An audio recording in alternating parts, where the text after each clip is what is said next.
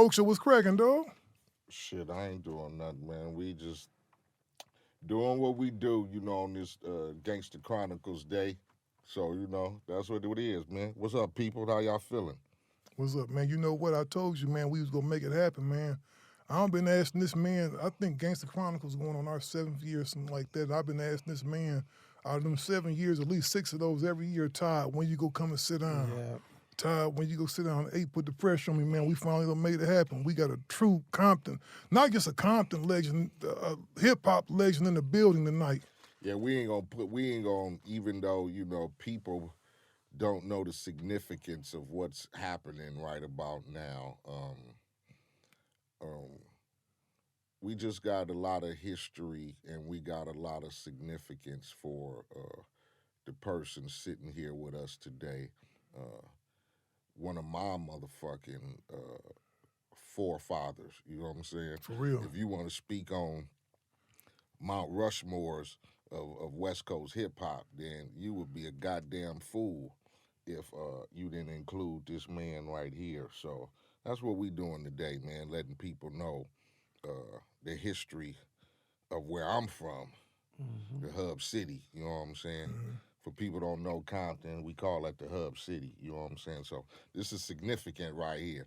Yeah, I had to put pressure on you, man, We done had a few weirdos on the show, man. So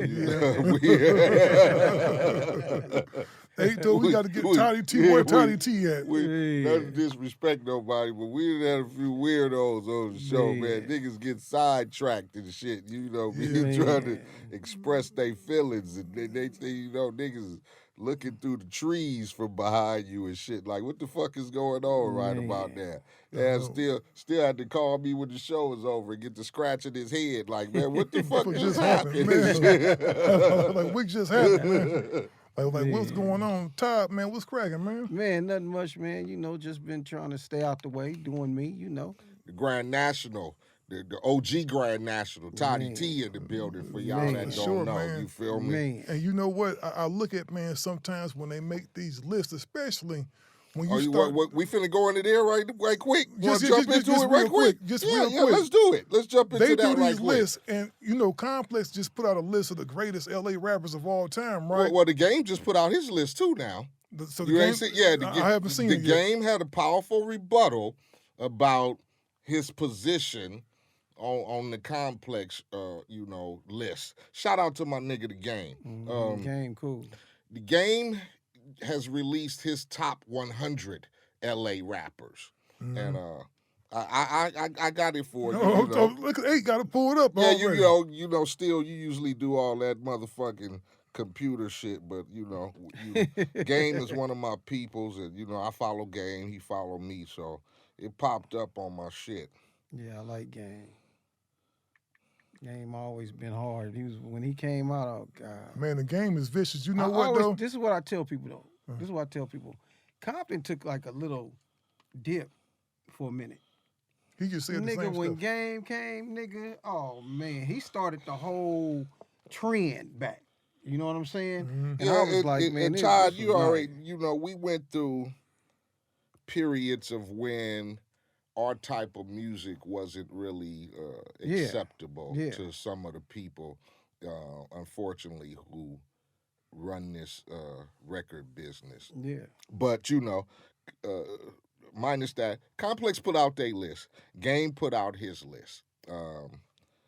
Game has a top 100, not 50. So he has page 1, page 2, page 3. I ain't mad at it. Top 100 LA rappers, page 1 from Game. Tupac is 1. Mm-hmm. Snoop Dogg is 2. Ice Cube is 3. Kendrick is 4. Himself is 5. Corrupt is 6. Quik is 7. Dre is 8. Eazy's 9. And Exhibit is 10. That's the top 10 on his list. Mm-hmm. Do you agree with that? I'm not mad at it. I think it's always going to be a little bit subjective, to what people want to have, but I'm not mad at that at all, though. Mm-mm. The next 10, Nipsey is 11.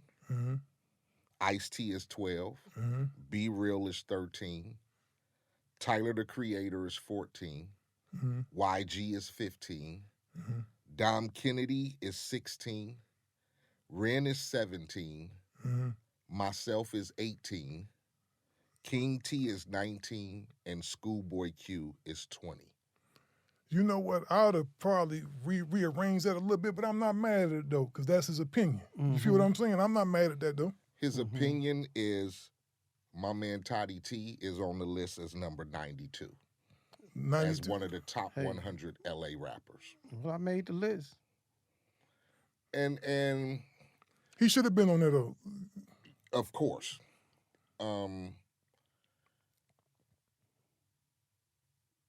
You can't, like I go.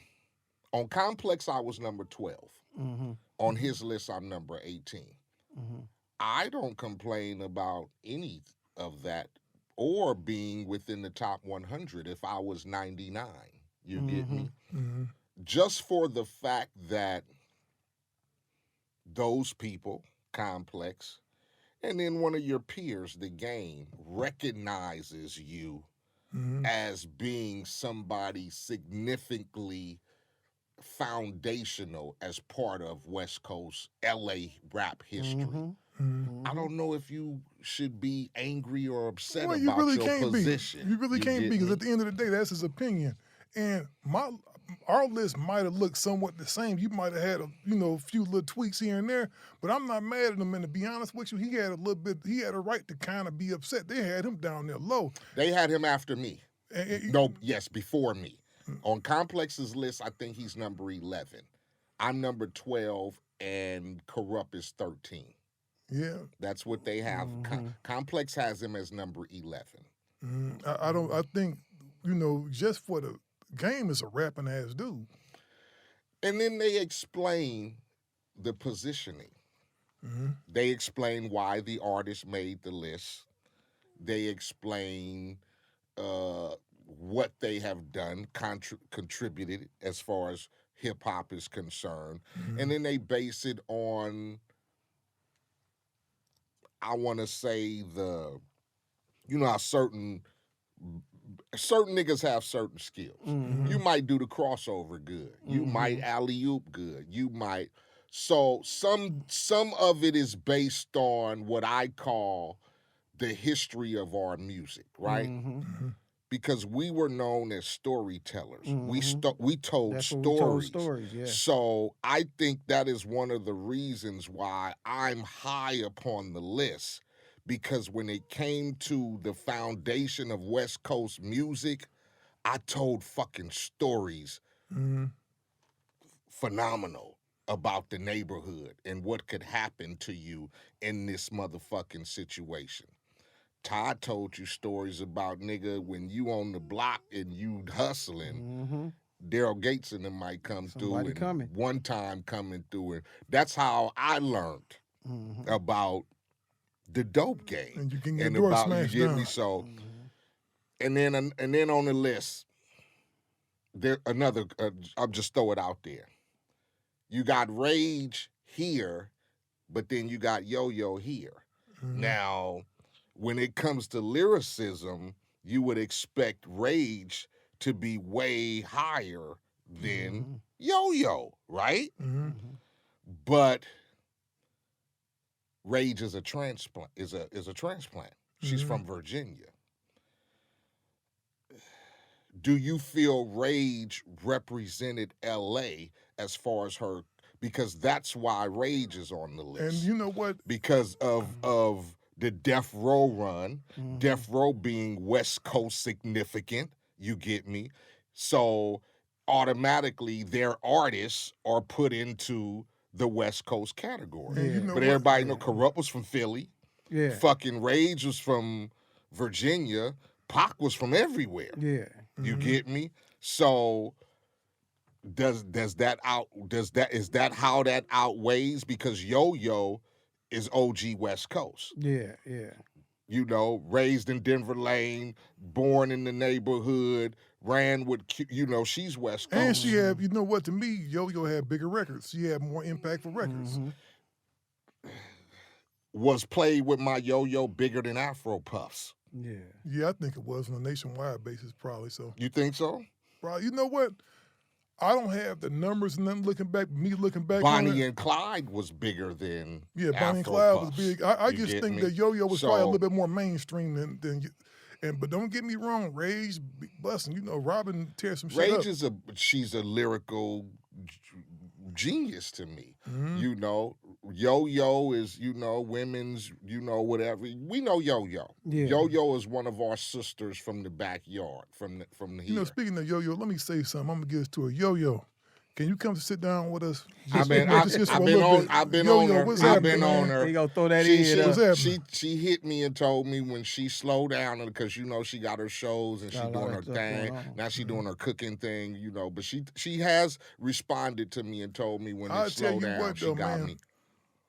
Yo-Yo was fine as hell, man. I've always liked Yo-Yo. Yo-Yo's like I said, she's one of our sisters from around the corner. Yeah, you she know what I'm always saying? had that So- like feel to me, like she was one of the homegirls from around the way. You know? So Yeah, with the list, I've never really tripped on the list because I wasn't the super like you said. I just told stories on what was going on, and it was now. If you go by, let's start with the early people 1st, and then build the list up like that. It's cool, but you know everybody wants to be that number one person. You know, I like Game's list. You know, because I like Game. It ain't you know, exactly. Game did it, man. Like I said, Compton was quiet until the Game came. Well, I'm gonna tell you this: the You West know, Coast and was quiet until the to game me, came. he breathed the life back into it, and he started it. And then next thing you know, after him, here come who was that? YG, then yeah. again Kendrick. All the little homies just new all of a sudden. It from was what they Game. called It was Game. themselves, the new West Coast artists, they were trying to find their standpoint as far as when that time was happening. I remember a lot of dudes yelling out New West around that time between the transition of us just going silent till Game coming back. A lot of record companies didn't want to fuck with our music. You get me? It was the fall of Death Row. It was the worldwide ban against gangster rap. That's how I lost my 9-album production deal with Big Beat Atlantic. They no longer wanted to fuck with our music because of what they felt. Pac got killed. Yeah, Biggie got killed. Before then, nigga, we used to tear up some motherfucking conventions, scrapping with niggas and, you know, just, you get me? We put a stain, not that it was just us, but man, we was beefing. And our beef spilled over. Yeah, like, the beef- we ain't the give a beef fuck. the West They having Coast a had- convention at Jack the Rapper. Oh, Here you go. them it's going niggas down. here, niggas going the fuck down like if we on the block in the hood right now. And that scared them motherfuckers. And then They you got- was like I said, nigga, I had a 9-album. I had a deal for Bam and Chill, niggas on the run. I had a deal for the homies Lil Hawk and Bird. I had a deal for my little brother. Nigga, they was like, nope. After all that shit, nigga, and I'm like, wait, their contracts though. And they're signed. They was like, you know, I'm like, are you fucking kidding? Nigga, everything I turned in, they would reject. Nope. And I'm like, are you kidding? I'm using the same niggas I've been fucking with my whole career. Nigga, everything I turned in, they was like, nope. So I'm like, so what the fuck am I supposed to do? Nigga, after a year of tug of war, they was like, you can go. I'm like, are you fucking kidding me? They did not want to. So that was our period of being lost in transition. And like you said, then when Game came along, it gave us some significance of an identity of who we were. Yeah. Because Game was spitting some street shit. Yeah. You yeah, know, he was. He was talking about the block and the hood and, you know, the B-Dog homies and all that. Yeah, So he was. it made niggas feel like, okay, yeah, we got something. Because I think before then, we had a lot of young generation dudes who were trying to establish an identity, but it just wasn't. Nigga, you know the phrase, nigga, throw that shit up against the wall and let's see if it stick. Yeah. The shit wasn't sticking. Yeah. And no disrespect to nobody, but it just wasn't sticking. When you come off of Snoop's, Dre's, Eights, Cubes, Easies, and now it's like you hearing crickets and fingers twiddling because nobody could. Who was supposed to get a torch to? Yeah. You get me? Who was supposed to take that torch? So I think that's what happened to a lot of our music on the West Coast. For real. One thing I want to know, Todd, as far as the street shit, you was probably the first person really to outline what was going on, cracking in the streets, right? Like you talking about the Batterram. drugs and stuff like and that. Drugs Right, and stuff. definitely. Yeah, but all that technically came from Spade for me.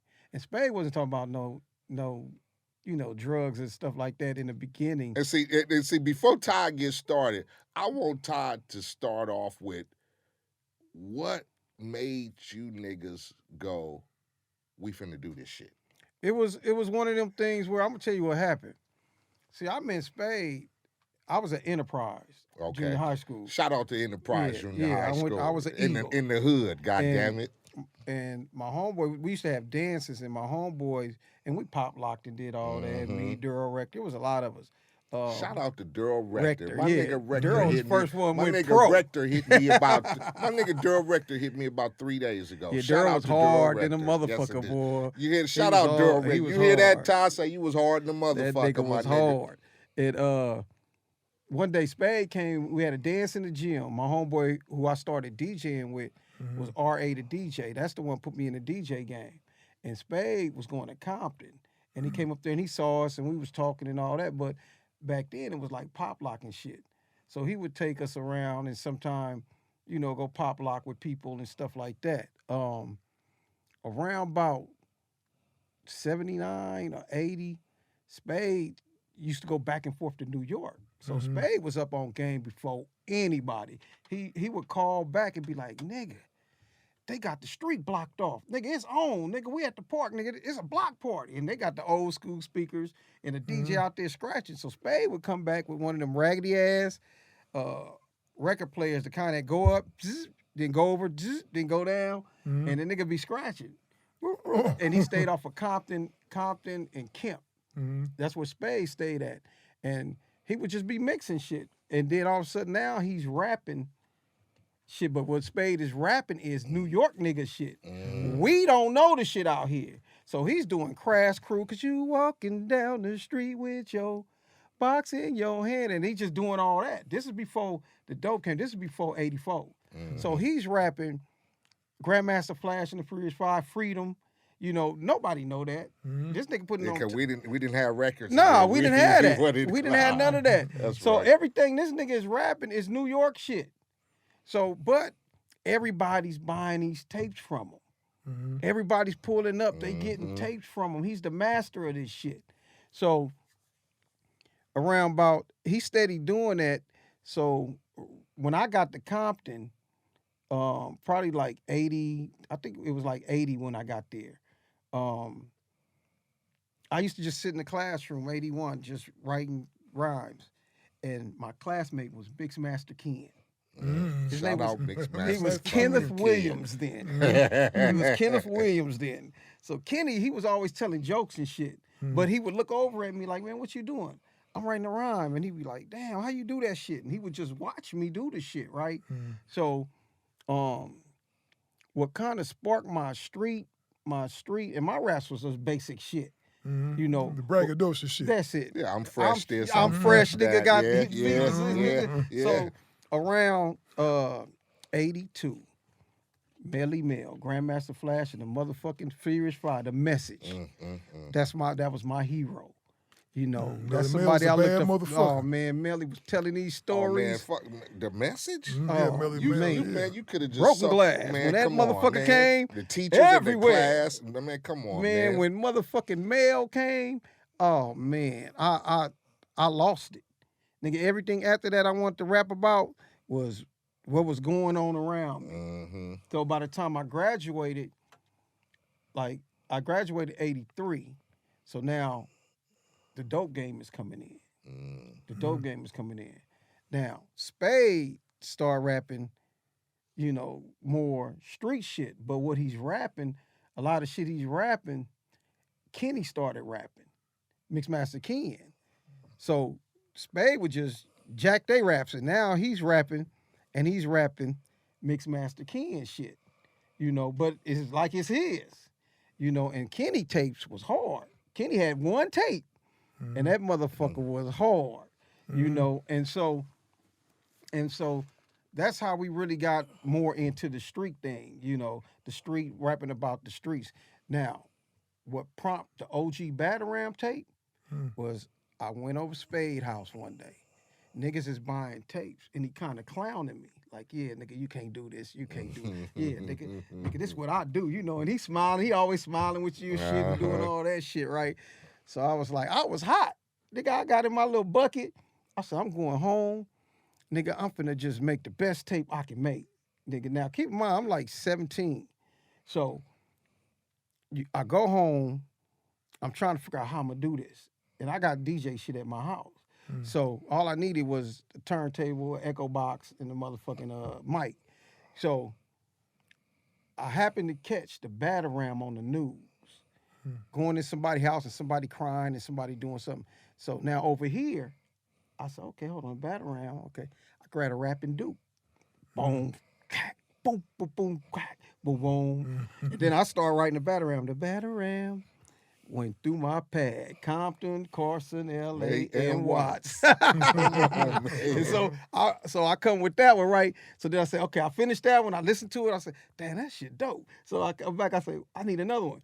Because remember back then records had instrumentals. Yes, indeed. They had the instrumentals. You had the regular, you had the instrumental. So I grabbed The Freaks Come Out at Night. Man, come on, tell them. Houdini. Tell them, Todd. Houdini. So nigga, next thing you know, the clucks come out at night. Nigga, the clucks come out at night. Come on, man. And so I was fucking with that one. I did that one, finished that one. Then Roxanne. Nigga, turned on the instrumental, listened to it. I said, here we go. Let me write this one. Rock man. Come on. It was hard. And I was just going back to back. So This then, nigga was hard as fuck. so then, nigga, I went to, I see, and this was one that everybody liked. And I grabbed Jazz Sensation, this New York instrumental. And that's when I came with a Cluckhead Got You Busted. Nigga. Doom, Cluckhead doom, Got You doom, doom. Oh, man, that motherfucking, can you feel it? And that was a Spade record he let me use, right? So I was like, man, I was on after that. So what I did was, when I finished it, I ran some copies. I'm like, okay, let me see how niggas gonna like this shit. And so first hood I think I went to was Nutty Block at the time. And it was N.W.A, Tyrone, and Gary. They was brothers. I went to them because I put them in the rap. N.W.A, Tyrone, and Gary was kicking back. When all of a sudden they heard clacks. N.W.A got to thinking, what could this be? It's like a jungle sometime. In NBC, because back then we rapped about just different neighborhoods. Exactly. Everybody got along then, Exactly. So I sold the tape to them. Shout out to Nutty Block. Yeah, so next thing I know, these niggas called me back. Nigga, it's somebody else, they want some tapes. So, nigga, I'm over there. It's about 6 niggas over there. I slang them the tapes. Now I'm out of tapes because I'm just thinking I'm just going to slang a regular tape. The motherfuckers going like hot cakes. So I go back home, make some more tapes. Nigga, I hit Front Hood. Nigga, I hit Corner Pocket. I hit Fruit Town. It was just niggas I knew. Because niggas like me, so I knew I wasn't no threat to no type of niggas, right? So all these niggas buying tapes now. By them buying tapes, they running copies, slanging the motherfuckers they damn self. Next thing I know, the fucking record shops, people going in the record shops like, man, you got the Batterram, VIPs, and everybody is like, what are you talking about? Yeah, I got mine via Santana Block. Yeah. Them motherfuckers was floating, man. I'm telling you. That motherfucker was like a gold album, man. You had to on the have streets. that Next thing you know, you got all the lowriders, Majestics, all them. Every Majestics, they got them. All the lowrider dudes, they got it. And it just trickled this way. It got so big. Like the record stop started buying machines where they can just slang the tape because people was going, hey, you got that original Batterram tape? So Next thing I know, this motherfucker done went all the way up to the Bay. 40, me and Spade tapes. Cause I put Spade on the tapes too. You know, so like if you, that's why I love E40. You see an interview with E40 or Too Short, they always mention me. Like, man, we listen to Toddy Tee, Mixmaster Spade. You know, them my dudes, you know. Shout out to 40 and Too Short. Oh, Man, yeah. all Oh, day. yeah. Too Short all day. That was my first tours was with Too Short. These niggas was the king of tapes out the trunk. Yeah, if yeah. you Oh, wanna yeah. say that. Nigga, when I went to Oakland, Man. here's a story. I went to Oakland. I'm going to get back to the Batterram. I go to Oakland. I do a concert. This when Batterram came out, the record part. I think it was at the Coliseum. I go on stage, rock the house, everybody, whatever. So Too Short go out. I'm looking at this nigga. Too Short go on stage. Nigga, he do his thing. They going crazy. But I didn't get the impact of Too Short to right after that concert. We went to a club. Nigga, when we got in that club, I rocked the club. But when Too Short took the stage, I knew this nigga was the king of Oakland. Nigga, this nigga started rapping. And I'm like, is there little kids in the crowd? You know, but everybody is motherfucking word for. He didn't even have to say a motherfucking word. They rapping his street tape shit. And I'm like, who is this nigga? You know, and I was like, man. Yeah, it seemed like Show was hard. That's still my dude. the streets, we didn't have a voice Yeah. as far as outside of Melly Mel. Yeah. You get me? Yeah. So for a lot of those inner city kids and, you know, poverty youth and struggling motherfuckers, these niggas was our voice. That's Yeah. why they would look at like, you ain't even need no record deal. This nigga shit was all tapes. over. TDK tapes, motherfucker. Like I said, nigga, I First had mine mixtapes, yeah. Got mine from somebody from Santana Block, nigga, and went home, put that motherfucker in the boom box, nigga, and was just like, God damn, these niggas is hard as fuck. And if you was a little young BG nigga, you know, banging and shit, man, this nigga was nigga hero. Everybody records. Yeah. Everybody had radio. Nigga had boom boxes. Everybody, and then what happened too was it caused niggas to look for me. So you know they say record companies look for niggas, but it was just little dudes looking for me. And then my homeboy R.I.P. Keith, which was my manager, Keith Buckholter, he found me. He come through the neighborhood looking for me. And he see Mike Williams, he see all these dudes, and he asking them, hey, y'all know Toddy Tee at? And they looking at the nigga like, nigga, who is you? They said, oh no, I just want to try to do a record with him. So he grabs me. They finally connect him with me, and he's talking to me, and he said, man, Leon Haywood want to meet you. So Leon Haywood, R.I.P., was a genius. I want to do something freaky to you. Oh, yeah, we got Leon. Yeah, all that, you know. So we go to Leon, and he talking to me like, yeah, man, your stuff is hot on the streets. He said, man, we want to do a record. We originally tried to do the OG Batterram, but it just didn't have that kick to it. And Haywood was like, man, let's just speed this up. And so he started listening to records. He listened to Friends. And he said, I want something like Friends. And then he started making beats similar to it. And then all of a sudden, he just put his genius into doing the music. So we started adding little stuff here and there. And I was, at the time, working at Wilson Ford in Huntington Beach. So I was in Wilson Ford writing a song. You know, we had the battered home. They called it the battered home in Track New. It was a house where, I guess they called it battered home because we all wasn't living with our mamas over there. Man, it was the funnest house around. So what happened was we made the record, but people steady looking for me. Rudy Pardee from the LA Dream Team. I'm at Mixmaster Ken house. They pull up on me. And that's how I got Casanova, the dude that was also rapping with me on Batterram, would come in and say different little stuff on there. But pretty much that was kind of like how it went in the beginning. The radio stations, like Greg Mack said, we kept hearing about it, but once they brought us the tape, we was like, we can't play this. You know what I'm saying? Shout out to Greg, because he was he's definitely the founding father of getting all our stuff done, you know. So finally, once they got the record, the tape was so big, everybody was waiting. So when the record came out, that sucker shot straight up. #1 on all these radio stations from here to the Bay. Just Everybody loved So whose label was Eve Jam? Leon Haywood. Okay, so was that already an established label he had? Yeah. Okay. He just had a few acts. Batterram was probably the biggest one we did over there. Yeah. Yeah, he had blues. He was more of a blues, Lil Joe Blue, them type of dudes. Because doing I blues. bought the 12-inch. Yeah, and he had at the time Captain Rap. When I first went, shout out to Captain Rap who had Bad Times. He had did a song called Bite 'Em.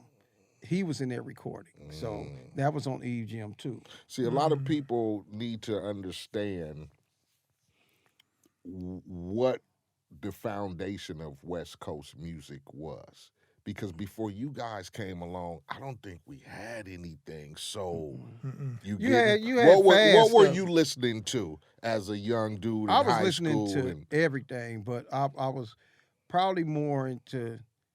I liked Ice T because he had Cold as Ice. He had Cold as Ice. You know, this was way because 6 in the morning didn't come. Yeah, it didn't come till later, till Yeah, after but- you Don't Quit and Dog. Yeah, I liked it Ice T. You know, because Ice was still. He wasn't really techno, but he still was. That's what a lot of music was in yeah. LA. A It was a lot lot of of music was techno. Because you know the Lonzos and the unknown Lonzo and them, DJs and all of those dudes. Yep. So like I say, it was hard to establish our identity as far as, because we had Egypt. We had LA Dream Team. Yeah. Nobody was speaking. No, they Clucks wasn't come speaking. out at Nah, night. they wasn't Nobody doing none of was speaking, nigga. You sell dope, the Batterram coming through, and you know we didn't have. So it's good to see how our shit started from the forefather, because I tell niggas all the time, nigga, it was techno hop shit. Nigga, it was Electric Kingdom and It's Time and Kraftwerk. That's what we was listening to. We didn't have, or you had to listen to Bobby Jimmy and the Critters and shit like that, or Egypt. Yeah. Listen to some Rock Berry or some, we didn't, or Turn Off the Lights, the Wrecking Crew. We didn't have, and this was even before Easy came along. Yeah. Like I said, nigga, Spade and Todd, nigga, the Genius of Love, nigga, that was, the Genius of Love tapes was man, come he'd on. say the same thing, everybody still buy all the same tapes. They buy the motherfucker. He say the same rap on different motherfucking instrumentals, but niggas would be buying that shit like it was a whole brand new song. Let me ask you this, Todd. Just off your estimate off the top of your head, how many of them TDK tapes you think you sold? Oh, no, it was thousands. It was a lot. Man, thousands. It was a lot. You think Nigga, you sold that more was than a gold 5,000? I had to buy like new machines because And when I say Steele, that shit was that like, OG Batterram was platinum in the streets. man, in the motherfucking streets, nigga. Because everybody was slanging them. All the record shops, everybody, Tower, everybody was running copies of these. Nigga, I couldn't have been no more than 12, 13. Tower Records was selling that shit? Man, that everybody shit was had the every bootleg, fucking where, the bootleg man. Tower. Yes. If you wasn't banging the Clucks Come Out at Night or Batterram or none of, I don't everybody know where had the fuck the OG. It just made you feel like, yeah, somebody know us, nigga. And like he said, nigga, I went to Nutty Block and later down Everywhere. the line, Lantana, niggas everywhere. beefing hard like a motherfucker. Right but now, then, yeah. Nigga, I went to Nutty Block. I went to Fruit Town. I went and see that's where I got my foundation of rapping. Yeah. I wanted everybody to buy my shit. Mm-hmm. I didn't want to alienate, so I'm not finna yell out I'm from Drag New. Yeah. You get me? Yeah. Because I want the Nutty Blocks to buy it. I want the Campanellas to buy it. I want the Fruit Towns to buy it, the Front Hoods, the Spook Towns, the South Side. I want everybody on it. to own this shit, because I'm talking about shit that every motherfucking nigga in Compton go through Is going on a through. motherfucking Daily daily. basis. Yep, the police, all that shit. God damn it, I don't give a fuck what set you from. I bet you a motherfucker came through and did a drive-by last night. Man. I bet you the one times pulled over a nigga from your neighborhood last night. I bet you they went through your motherfucking car and found a pistol and some dope in your ass last. You get me? You going through it. And I don't give a fuck if you from over here, you from over there. If you in Compton, goddamn it, you went through that shit last night. Yeah. So let me tell you about it. Yeah. So that was so genius. You get me? It was real genius. It was one of them things where Spade was like I said, he was always doing this thing. He would mock a lot of raps. If Kenny made a tape, now Spade singing some of his stuff on the tape. You know, Kenny was funny as hell, but Kenny can write. Then he had, like I told him, he had like one tape.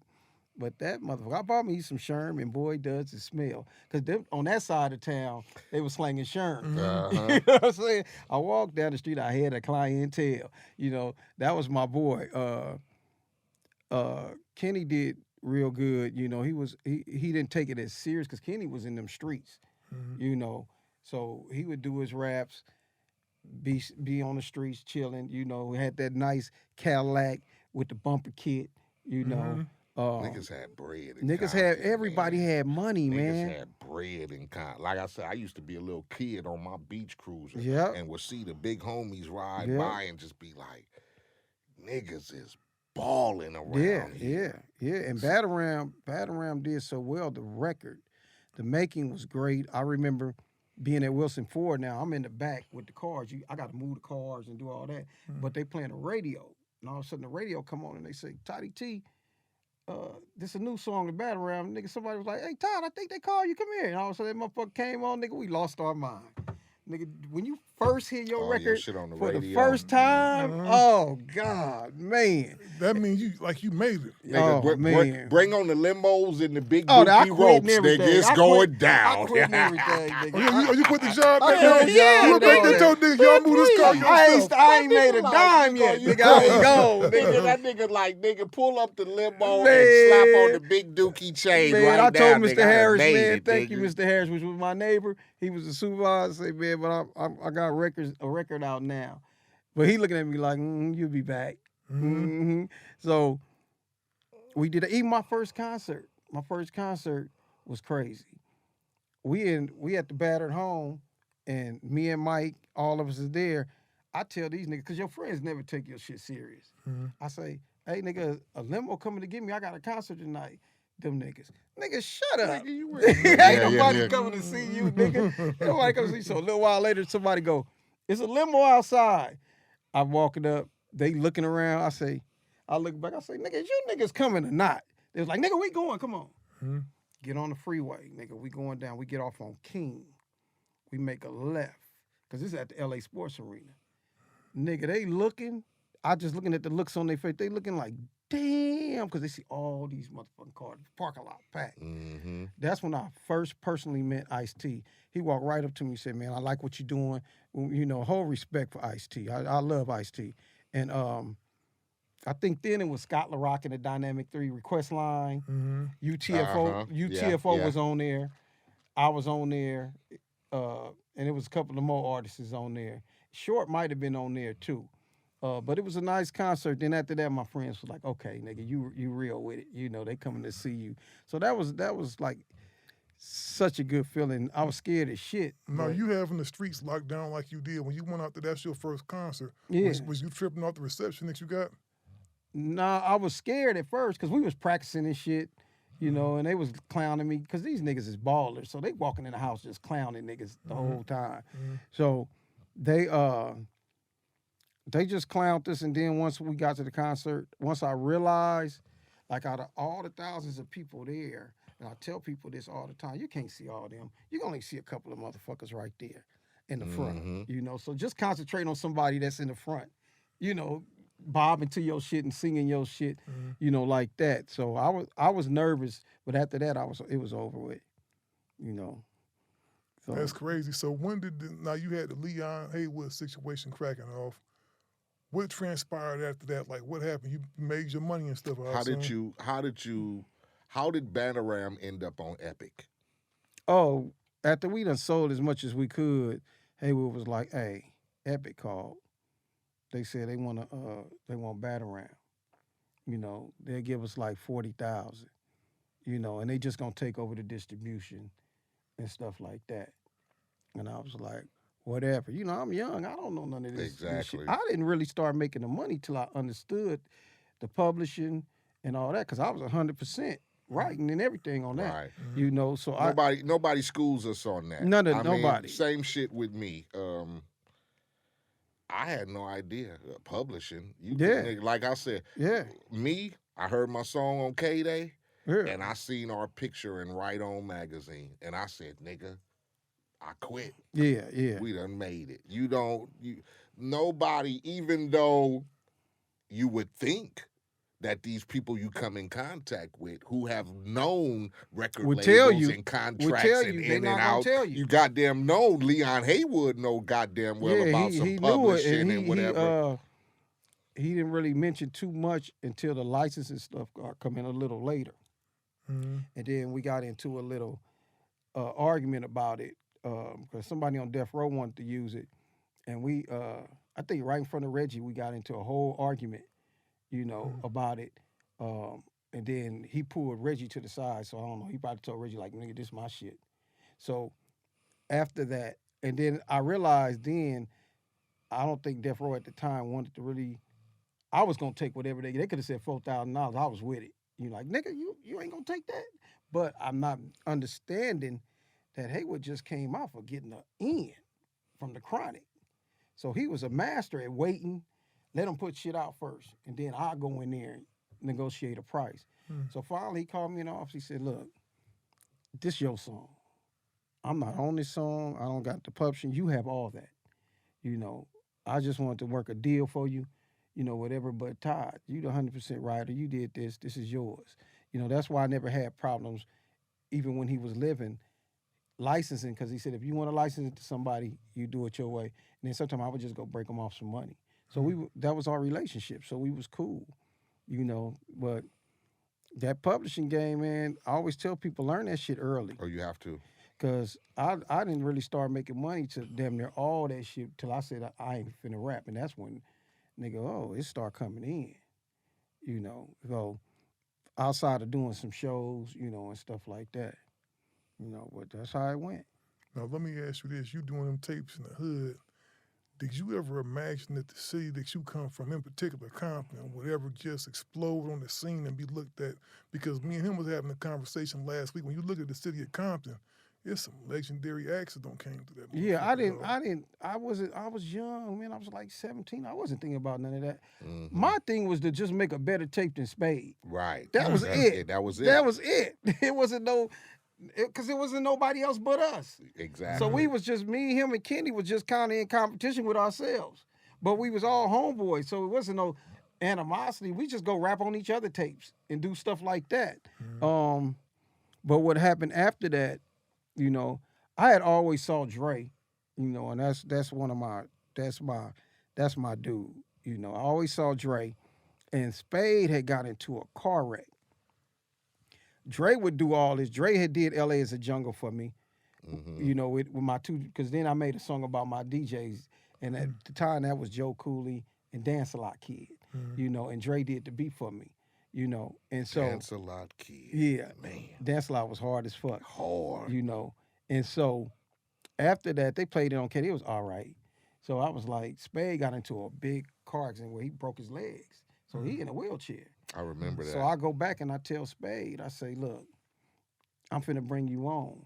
My homeboy Baby Charles wrote his part for Just Say No, because Charles wasn't really rapping, but he wrote the "You got to have cash to make it these days," and said it on a tape, and Spade took over it, you know. And so, and I always gave him the credit, Charles Spellman, you know. And so I went to Dre. I say, Dre, I called Dre. I said, yeah, I got a song in my head. And that motherfucker Dre is a genius. I don't give a fuck with nobody. There is to me, no better producer in my time that I've ever worked with. You know, I love Dre. Dre always And when I called him, it was come on, and I called him. At the time, he was at Lonzo's. Lonzo had a studio in the back up there. He said, okay, meet me at Lonzo's house. I'll charge you a little bit of this. But back then, it wasn't a lot of money. So he said, pay Lonzo, and then just pay me to do the track for you. So I'm going in there easy, walking out. Now, I know Eric from the neighborhood. Right. And I say, nigga, what is you doing here? That nigga said, nigga, they got me rapping now. And my words, nigga, you can't rap. He was like, I don't give a fuck. I said, what you gonna rap about, Eric? That nigga was like, nigga, I'm just gonna cuss. I don't give a fuck. Yeah. But he did say, I'm gonna do what y'all two be doing. Because he had to get that from him. Yeah. He said, and I'm just gonna cuss. And then I was like, man, they told me I couldn't do none of that shit. I tried that shit. They was like, nah, you can't do that. They wouldn't even stop me from doing that. And so Eric was there. Went in there and told Dre, I said, I need the beat to go. Do. He had an SB12. I think Lonzo had, was they called 8-track machines or something back then? And doom. Then I had some records. Because it was going to be Spade. He wasn't there. So I'm trying to just sing the part. And then Dre put the Spade's thing, calling. And then I had an AC/DC record. Dre was just, man, Dre put that motherfucker together so fast. Man, it was ridiculous. So the next day, I think we went to Haywood. It was just, and all it was me, Dre, and Easy in the studio. And we laid it, and Dre was telling us what to do. And Spade come getting wheeled in a wheelchair. Go in the booth in the whole wheelchair, sung his part, and went back for a minute. Dre mixed that motherfucker down. Oh, man, that motherfucker was nice. And I didn't think, because Just Say No damn near had an impact like Batterram. Yes, it did. Greg Mack and them had a Friday night show at World on Wheels. And I was like, Greg, I got a new song. He said, oh, come to World on Wheels. Whoa. This was like a couple of weeks later. Nigga, when we walked in there and Spade came up and we sung that song, next thing I know, that song was on the radio the next day. The crowd already went crazy. Because remember, some of the shit we were saying was off the mixtape, so they already knew the damn words, So Greg put it on K-Day, and oh, man, that sucker just blew up. Yeah, Just Say No was the shit. Oh, man, it just blew up. Man, it was crazy, man. My shit is Gangsta Boogie. Yeah, Gangsta Boogie. Oh, that was Dre again. Was Dre again. But that's when Dre and them finally left Lonzo crib and went to Audio Achievements in Torrance. And I called Dre. I said, that was big boy shit too. I called Dre. I said, Dre, I got a song in my head off the Fame. Now, a lot of people didn't know, all our shit is really played. It's a cat. His name was Hammy Wave. Hammy. This nigga played he looked like one of them dudes from the time, but he played every motherfucking instrument. He had a guitar, put that down. Put a horn, put that down. He would go from instrument, keyboard. Hammy's still around doing big stuff.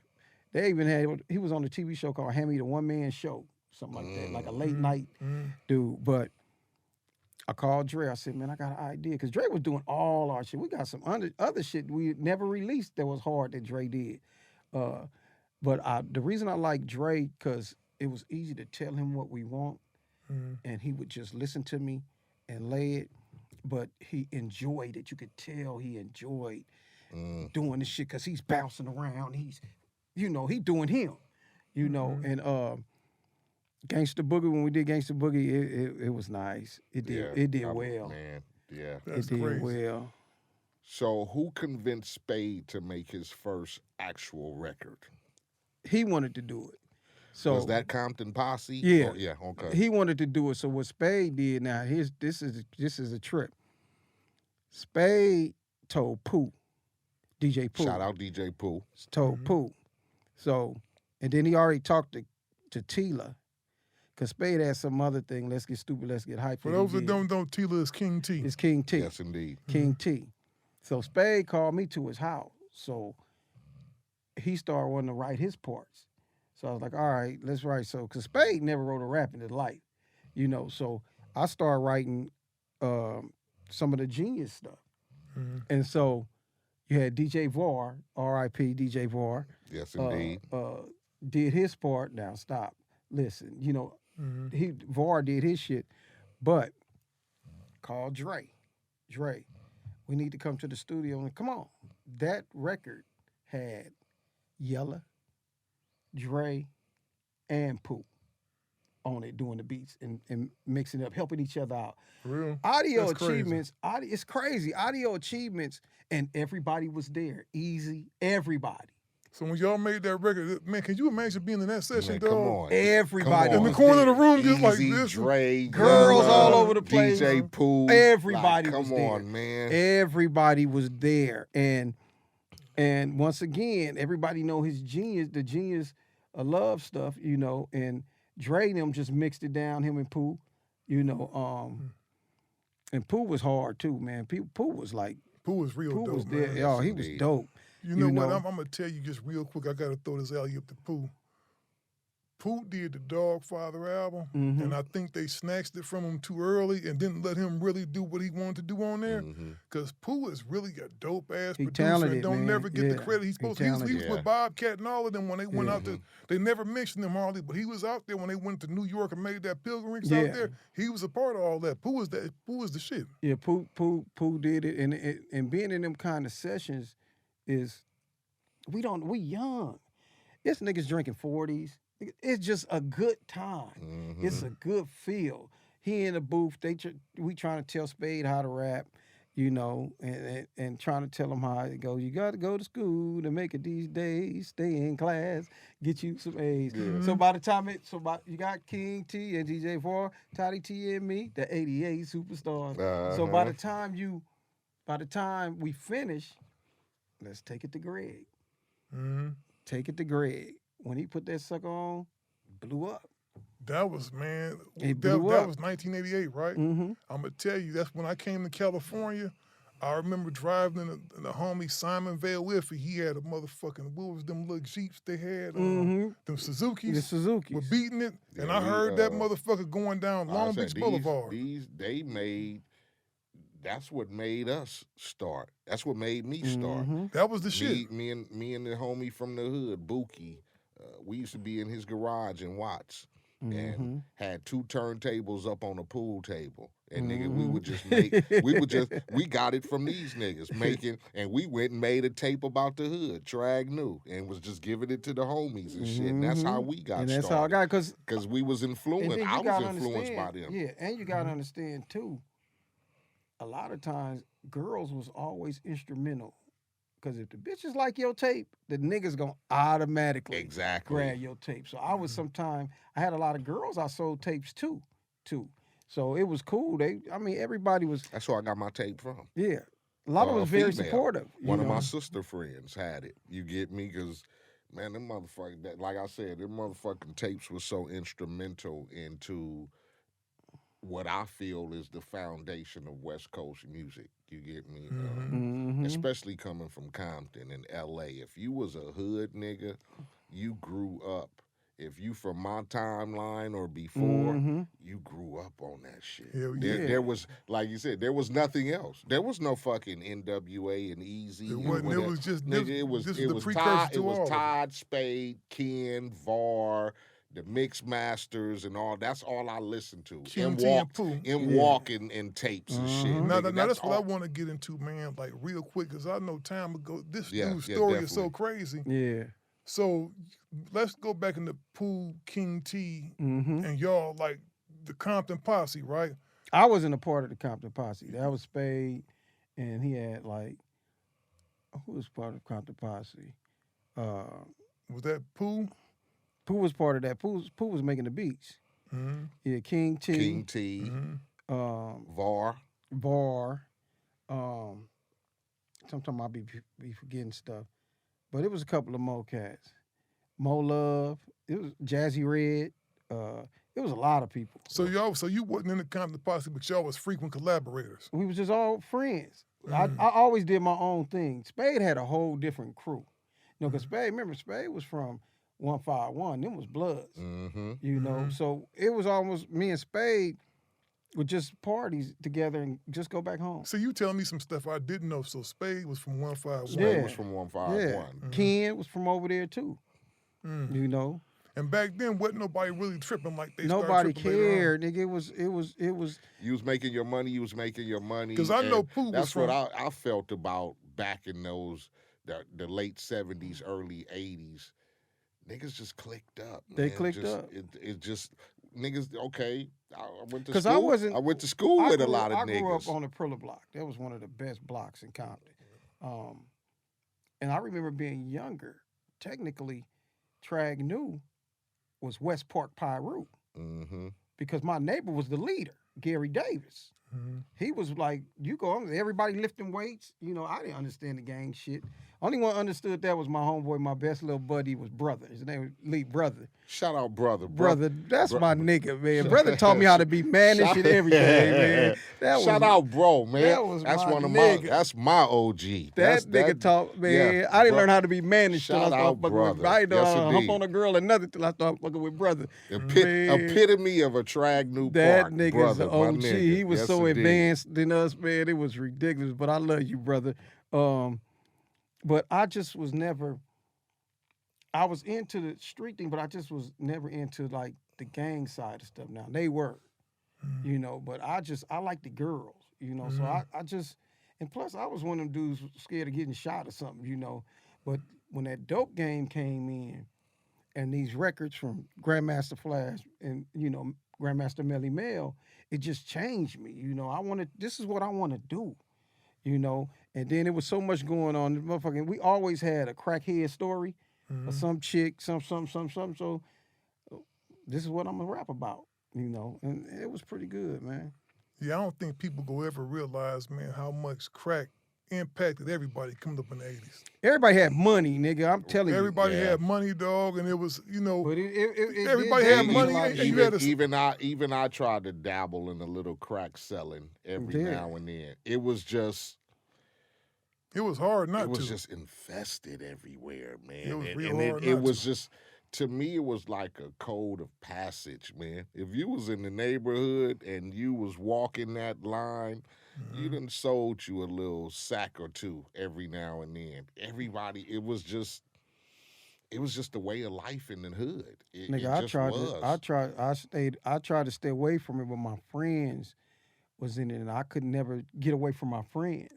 So, Batterram take off. I do the one show, so now I got to do a tour. I call it to do a tour. Now the tour is the Fat Boys, Choice MCs, Boogie Boys, Fly Girl. Fly girl, you ain't fresh. You ain't fresh. And I'm set to go on a Sunday. House get raided on Friday. And I knew something was up because a crackhead came to the door with a microwave. Now they know damn well we gonna buy that microwave. Yes, indeed. You know, even though we got two in the house. Nigga gonna buy So it. we give her $20. Now that gives them permission. This is on a Thursday to come in the house. So we got pet bulls in the back. We ain't hear near bark, no nothing. Next thing I know, nigga, they pull a tow truck on the yard. We going to the door to get ready to grab the door. They snatch the bars off. Yank that motherfucker off. Them motherfuckers, everybody out. So now I'm thinking, God damn, I gotta go on tour.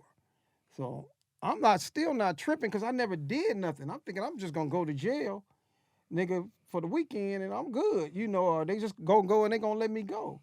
So me and Mike in the jail, it's called Firestone. That was the They sheriff. took out a Firestone They took us to Firestone. from the hood. From the hood, nigga. They took us because it was God. Carson that raided us. God damn. They took us to Firestone. They raided dudes in the block, dudes in the Watts. They raided everybody. They trying to see is this some type of organization. So they got us all down there. So I'm looking at the paper, the bail paper. So I'm thinking, like, oh, this is $100,000. My mama, she got money. She finna come get me. Mike looked at me and said, nigga, you better keep counting them zeros. Nigga, that bill was $1 million. I was like, oh, dad didn't want to cry. Then he goes like, nigga, you bet not. What they raided the house for? They probably violated all your Shout out rights. Mike Williams. They thought it was a dope house because so many people. It was just Was really in and out, traffic. in and Yeah, out, in and That's out. just crazy. How they used to just build a Yeah, traffic traffic. somebody's crib. Let me Yeah, tell you something. yeah. Back then, traffic could get your ass raided. Raided. And you could That's just what happened. And that was just like the house on Barclay. Yeah, when yeah. we would go to the Broomfields. Yep, It was just yep, traffic. yep. But Yep. nigga, they raid that. They pull up on that motherfucker like every other day because just seeing like, damn, 5 minutes ago, 3 niggas went out. And we sitting in there. 2 minutes ago, two more niggas. We sitting in there. They say, okay, we finna send y'all to the county. I said, what you mean they didn't take us to the county? Them niggas done been to jail. I ain't never been to jail. So they like, fuck it, I'd rather go to the county anyway. This nigga like, nigga, take me to the county. So we go to the county. They processors got us on a bunk, nigga. Some nigga raise up and say, hey, I heard Toddy Tee in here. Me in my head like, oh God, these niggas Finna fuck with me. They finna fuck with me, right? Mike, he right here. He telling the nigga right here. I said, oh damn, I'm scared in the motherfucker. The niggas come up and the niggas say, they didn't say the new shit. Nigga, bust that street shit. Fuck it. I bust, them niggas start hitting the bunks. Boom, boom, boom, whack. Nigga, I started rapping the OG Batterram. I was the man after that, nigga. Walking around that motherfucker, nigga was buying me cigarettes and coffees and all kinds of shit. Nigga, and they took us to jail in our drawers, nigga. Drawers, no shoes, no nothing. Just threw too little shit to us. You know, we couldn't even fit that shit. So one dude walked up to me. He was like, Toddy Tee, you been to jail before? I said, nah. He said, look, I ain't had no shoes. Whoever that dude was, shout out to him. He had some brand new Adidas. That nigga said they was big as fuck. He was like, look, man, you can have my shoes because I'm going to camp. Like Chino or somewhere, we can't wear these. And he gave them to me. Every time something got ready to pop, they'd be like, Toddy Tee, we know y'all ain't with that shit. Go over there and Conan's finna go down. You know, you see the Mexicans and blacks fighting. So, and they always got the jailhouse lawyers. Like, nigga, you ain't did nothing? Oh, nigga, it's just a weekend. You be home on Monday. They gonna tell you in a minute. Yeah, they can tell you in a minute. yeah, What you waiting for, nigga? This your first time, nigga? You ain't never? Nigga, you be home about to get an OR, Monday. nigga. Yeah, You out about to here. get OR. Yeah, nigga, you out here. Now, did you get to get out on time to go on tour? Nah, what happened was I had to send my homeboy, DJ Star, shout out Lee Walker. I had to send Star to be me to Washington.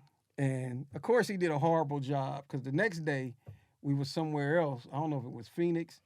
And when they said Toddy Tee, Marky D, Prince Marky D from the Fat Boys is sitting there watching. And then he see me, I just rocked the fuck out the crowd. And then I come off stage, he said, I knew that couldn't have been you after watching the dude last night. I started laughing.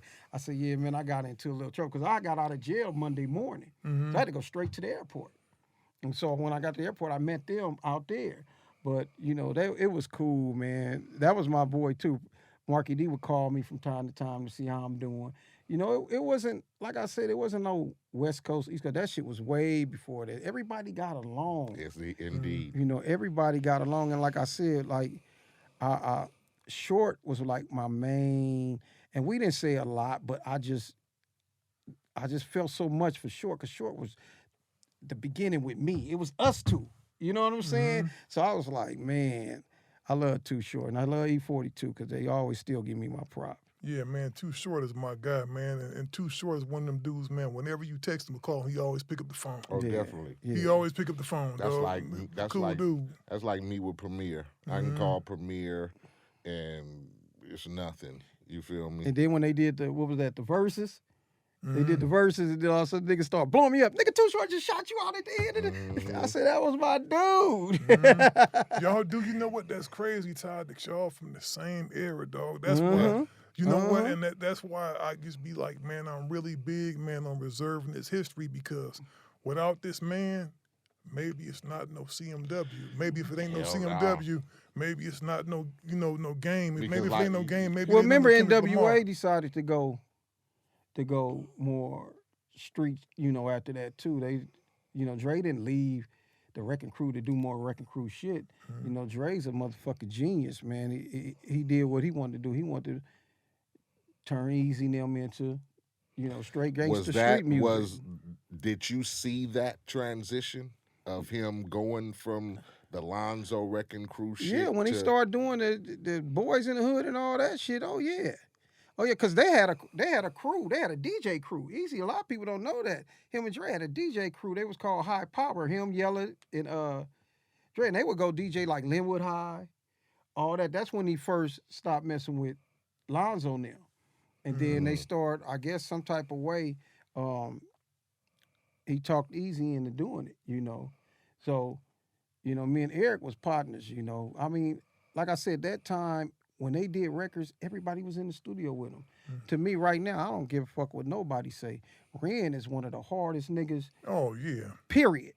He just one of them dudes don't want to be in front of the cameras and all that. But nigga, Yeah, nobody nigga vicious. harder than Ren, nigga. Shout out to Ren. Shout out to my nigga Chill. Yeah. Him and Chill is real good friends, and yeah, Ren is just like that. I like Ren, man. And I I think always like Ren sometimes, shit. Ren was hard. Sometimes niggas just feel like they never got the respect they deserve. Yeah, he and should. so though. when you go through time and you look through history and through the future, past, present to now, I think niggas get comfortable about what has happened.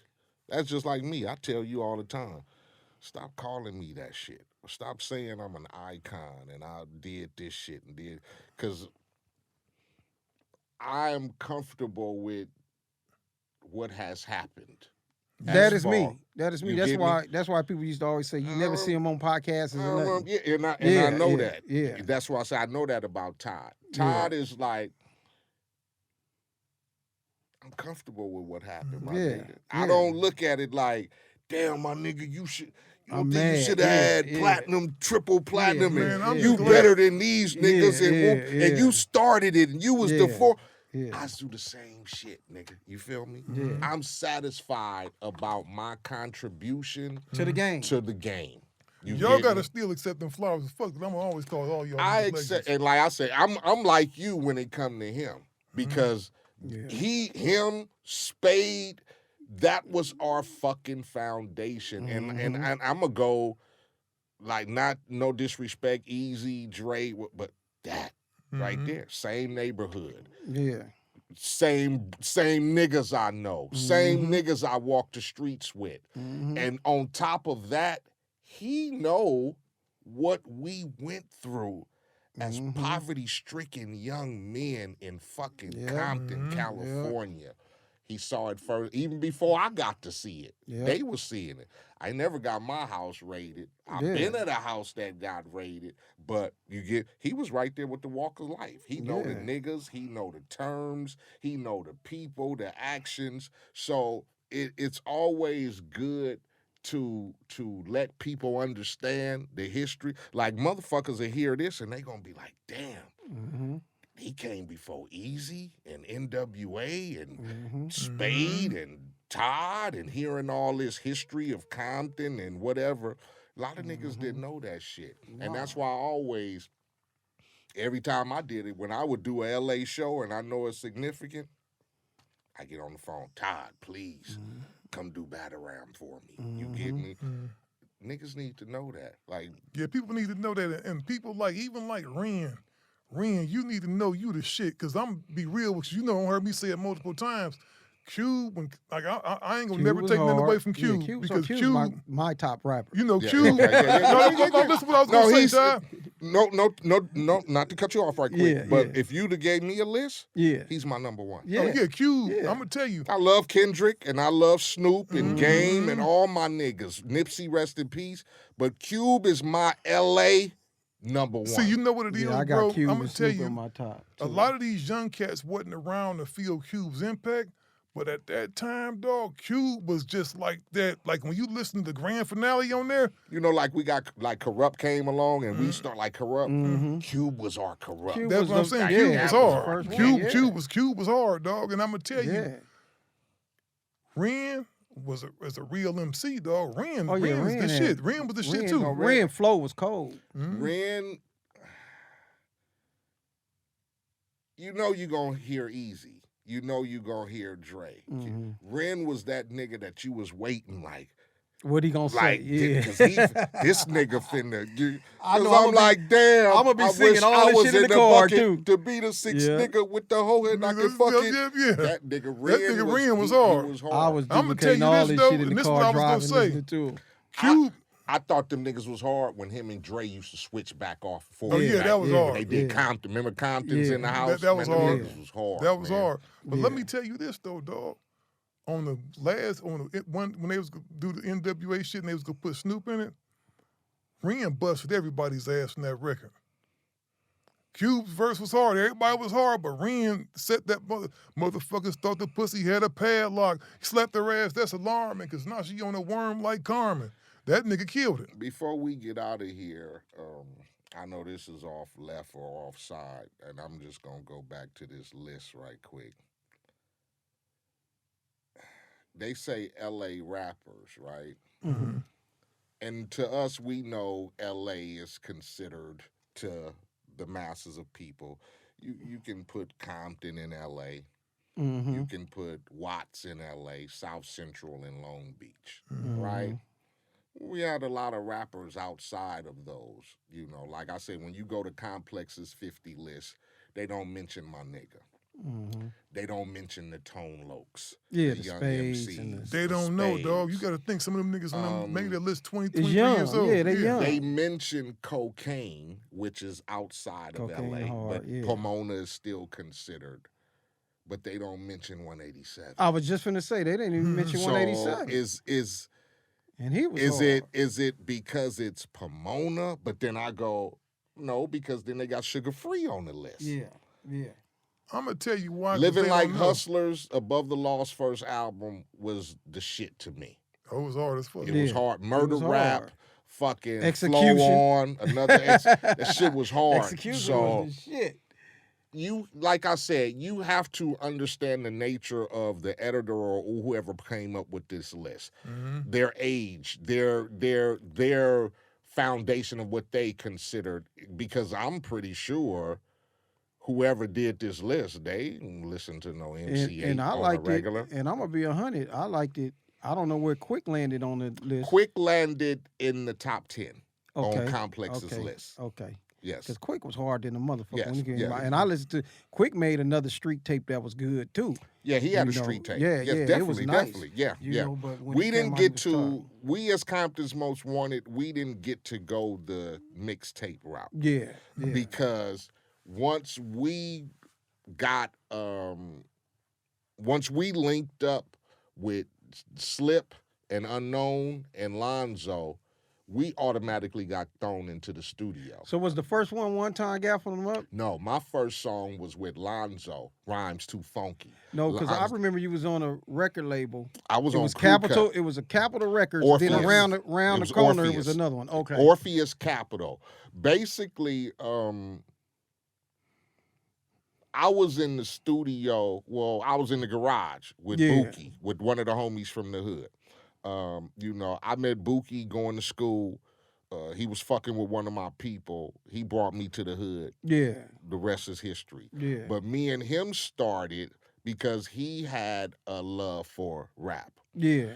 I was a young dude, 13. Yeah. I just came back from a family reunion in Mississippi. Yeah. I didn't know shit about rap music. Now I'm listening to motherfucking Pat Benatar and Duran and Yeah, shit. well, that's how back then in the because early 80s. all that's we what had was was Casey Kasem in the top 40 It's and time. shit She like blinded that. me with We had Stallion. motherfucking Kiss FM and shit Mhm. like that. Mhm. I didn't know about rap music or none of that shit. I Mhm. went to Gulfport, Mississippi, and my cousin put me up on Sucker MCs. Mm-hmm. That's when it started happening. And in I'm K-Day. like, what the fuck is... So I came home, and by the time I came home and junior high hit, there it is. I hit it. I'm like, oh my God. So me and the homie Buki, when I start claiming Trag New, we in the garage, you know, and we doing the same thing. We rapping off of instrumentals and shit like that. And I met Chill. Mm-hmm. I met Chill through church. Through church of all places. Nigga, my cousin used to go to church, and you know, churches used to have all kind of functions. Mm-hmm. Softball games, recitals, Mm-hmm. choir rehearsals. Mm-hmm. That's where all the little girls was at. Yep. So, Yep. nigga, I went to church with Yep. my cousin, just as the ride along. Yeah. Not to be in church, but I'm going, my cousin, female, shout out my cousin Dorothy. Nigga, she had the brand new whip, motherfucking brand new tape deck in that motherfucker. So she would let me get off all my rap shit on because everybody else was adults going to church and whoop-de-whoop. She was the young cousin. So she pull up, Eiht, come roll with me. I got to bang my recordings off of K-Day in her tape deck. Uh-huh. I had nowhere else to play my shit. Can't play it in the house. Moms don't want to hear that shit. So, nigga, I get in the car with Dorothy, nigga, popping the Fly Girls, sucking anything I had taped off of K-Day. And that's when I found my first Todd tape. So she used to let me bang that motherfucker. Todd talking about selling dope. And all that. Clips come out at night. Nigga, we rolling up to church banging that shit. So that's how I met Chill. And from meeting Chill, I started writing. Like, nigga, I'm just gonna start writing. Nigga, from the garage with Buki to doing motherfucking high school motherfucking football game halftimes, nigga. They bring me out at halftimes, nigga. I done wrote a rap about the football team, nigga. I'm like, oh, I'm liking this shit. Nigga, people at school know. So, nigga, Chill lived across the street from this girl who Ren was dating, had a kid by. Ren used to pull up every other day. And so we looking at, nigga, that motherfucking MC Ren, nigga. Like, Chill, nigga. Nigga, you live across the street. Ren started noticing us. So Ren would, nigga, you look at early N.W.A. albums, shout out Compton's Most Wanted. Because Ren knew we was trying to get on. And from there, everybody's name was on the back of that album. It was some singing niggas that also lived there. And they trying to get on, because, you know, the singing groups was cracking. It was cracking back then. It was cracking. So fucking, they knew we was trying to rap. We knew they was singing. Niggas had a meeting with Lonzo one day. And nigga, we just happened to jump in the back seat. And I had the fucking tape on me that me and Chill, I did my first rap in the garage, nigga, and had it on a cassette tape. And took that motherfucker with me to Lonzo's, and nigga played that motherfucker. And probably thought that was the shit back then. And nigga was the shit. Nigga, I was busting off of Marvin Gaye. Boom, boom, boom, boom, boom. Yeah. Doo doo doo doo. Nigga, go on, nigga. Where that tape at now? Who, nigga, somebody motherfucking junkyard trash or something. But from there, we got to meet Lonzo. Unknown happened to be there. Slip happened to be there. The rest is history. Lonzo was, you know, you see in the movie, fuck that gangster shit. Fuck that shit. Yeah. But at that time, them niggas broke. Todd was out. Easy, Boys in the Hood was out. So he going, I need to capitalize off of this gangster shit. So he put together a Compton compilation. It was just nobody acts. But we got a song on there, and it's called Rhymes Too Funky. That was my first song. Rhymes Too Funky. I ain't never been able to watch that N.W.A. movie like twice. That shit was so touching to me. But some of that shit was kind of bullshit, too, because I was looking at the part when Easy kicked the bars out from the inside. You can't kick them dope bars was hard than a motherfucker. You had to turn that little thing so they could pop. So they could pop. When I first was watching it, I was like, oh, this some bullshit. Well, I'm going to tell you the more I watched it, I just like, it got so touching just because I started reminiscing on all of us in the studio. Just all of us, people just sitting around, you know, the times I was with them, you know, and I was like, damn, it was the pool parties, all that. Oh, the pool parties was cracking, oh, man. God, I still got all them tapes. we go for hours, man. Yeah. This your first interview, man. If I'm not mistaken, correct me if I'm wrong. I did one with Lonzo before. You did one. That's the only one. Yeah, Lonzo the homie. That don't count though. Yeah, yes, okay. That's my boy. That's family. That's that's family right there.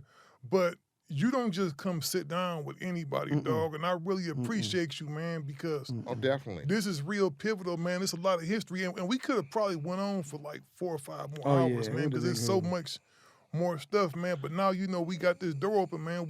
You know, you can come on again, man. You know. Yeah, it was just I advocated so much for this interview because, and not that it's an interview, because we hate to say that we interview niggas. We like to bring niggas on and just conversate. Like we sitting in the garage having a conversation. But it's pivotal because of like you were saying the other day about how Compton is so significant. Yeah, as it's real far significant. It's just as rap significant music as is about Brooklyn and hip-hop anybody and, else. and not just even in hip-hop, but just in a whole. In a whole, if you athletes, go back, everything. if you go back and you pull up the last 100 years of motherfuckers who done came through Compton as far as sports figures, artists, you know, hip hop motherfucker. Nigga, we got motherfucking G's. He's up there, We got niggas who ain't even done that, who are historically significant in our streets.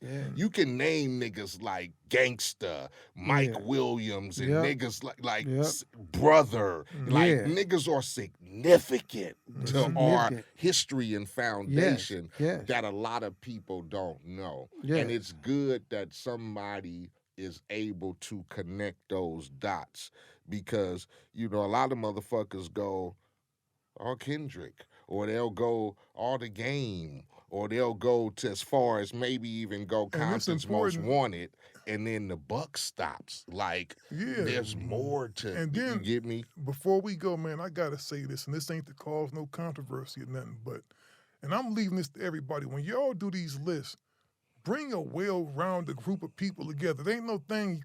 Reach out to Eiht, reach out to me. Youngsters. Don't just get people who up under a certain age, because you need to get people that are age appropriate, who can connect the dots from the inception of West Coast hip hop, or any, even if you do New York, or you do down south, or you have to be able to reach out to someone who can go from the beginning of time. You get me? Not go, from 1990 to 19. You have to get somebody who can go, but wait a minute. I don't listen to shit but shit from 90 on back to 70s. I'm gonna tell you the most disrespectful shit I've seen in a long time, dog, and then we go get out of here. So we going over the thing. But there is no place ever in this universe, not a moment, not a second, that a Draco the Ruler was ever more significant than the motherfucking Mac 10. Yeah, oh heck no. 10 was hard. Certain shit is just disrespectful. Like I said, but it's a different time. It's a different time, and it's a and just like I said, you are now basically playing on the foundation of dudes that, when you respected hip hop like you still do, but niggas wasn't even born. No, but see, some dudes wasn't even born yet. Born. Some dudes was 2 years old. How can a kid 2 years old from you 20 years ago, he was 2? Yeah. How can he significantly understand how a fucking Tone Loc or a Young MC or a Toddy Tee meant to you in your fucking growth? Yeah. And not just to me, but just the hip hop period, because if it ain't no fucking Toddy Tee, it's not none of them other niggas. Yeah. It's not a lot of it's not a lot of us. It's not a lot of CMWs. It's not a lot of N.W.A. You had to follow. You get me? Yeah. It's like the passing of the baton, they say. That's pretty you much had it. to be able to get it from somebody. Like, I'm not like, I know you didn't invent the shit, so where did it start from?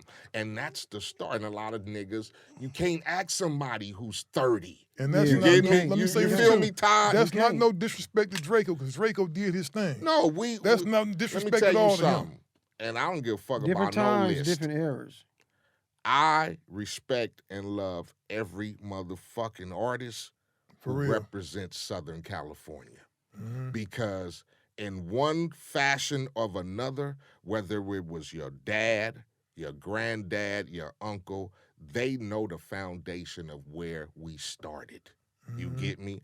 I don't give a fuck if a nigga's a preacher or he working at the oil refinery or he retired right now. If he's my age and he your uncle, brother, cousin, father, he knows significantly what we went through as being young men growing up in South Central LA, Compton, Long Beach, or Watts. And we went through fucking hell. And most, and I'll be real, most younger rappers like Kendrick and YG, you know, if you really talk to them, they'll tell you. And they know. My daddy told us y'all was the first. You hear his Yeah, story. they You gonna hear tell you, Kendrick's yeah. stories. Yeah. God is Kendrick very up gonna on tell you God about is very when up my on what's dad, going on. Yeah. when my daddy or my uncle or back He when told my me that mama before. or blah I had blah. called him when they was originally looking for him in the beginning. And that's how we do. And he was like, "Come on, man, I know who you is." Yeah, God is up on this shit. Yeah. We out of here. Todd, man, thank you, man. Thank I love you, brother, Official. my Yes, homeboy, indeed. you. man. Thank y'all for talking me into this. You already sure. know. For You sure. already For know. sure. Yes, indeed. And All on that right. note, Jill. Peace.